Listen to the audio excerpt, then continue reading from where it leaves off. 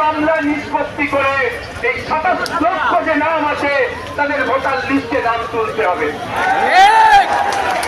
নতুন নতুন মন্ত্রিত্ব পেয়ে অগ্নিমিত্রা পল মহাশয়া বলে ফেলেছিলেন কি, যাদের নাকি লিস্টে নাম ডিলিট হয়ে গেছে তারা সুবিধা পাবে না।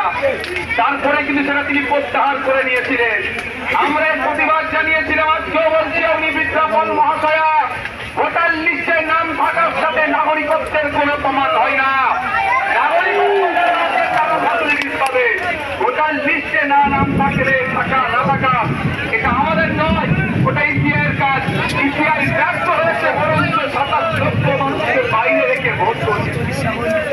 তাই মাননীয় অগ্নিমিত্রা পল মহাশয়াকে বলবো, একটু মমতা ব্যানার্জির দিকে দেখুন। আপনার মতো একজন ভদ্র মহিলা ছিলেন, আজকে তিনি প্রাক্তনের চক বানিয়ে ধরছে।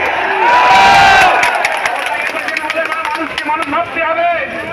আপনাদের হাতে সরকার আছে মানে এ নয় যে যার ইচ্ছা তাকে প্রকল্প দেবো আর আমার মনে হয় প্রকল্প বাতিল করে দেবো।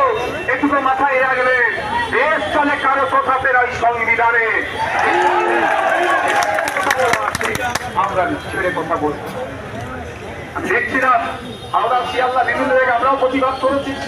যা ইচ্ছা তাই করে হকার থেকে উচ্ছেদ করছে।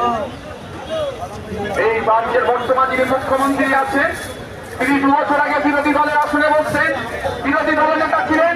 তিনি সেই সময় বলেছিলেন এইভাবে হঠাৎ করে তাদেরকে তুলে দেওয়া উচিত নয়। আর হঠাৎ করে দেখছি আমরা তবকিয়া থেকে পলিটিক্যাল নিয়ে হাজির হয়ে গেছি। এই পশ্চিম বাংলার মাটিতে এই সরকার প্রথম পলিটিক্যাল নিয়ে এসেছে। আবার 15,000 আমরা সামনে দেখে আইনের মাধ্যমে আসছে। আমরা জানিয়ে রাখি, বর্তমান যে নতুন সরকার এসেছে, সরকারের যে গঠনমূলক কাজ হবে অবশ্যই সেগুলোকে সাধুবাদ চালাবো। আর যেগুলো নাগরিকের বিপক্ষে যাবে তার চরম বিরোধিতা করবো। সাথে সাথে আইনি লড়াই করতে হবে, একই ছেড়ে কথা বলা হবে না। ভারতের ভোটে নির্বাচিত সরকার জনগণের কথা কোটিপতিদের কথা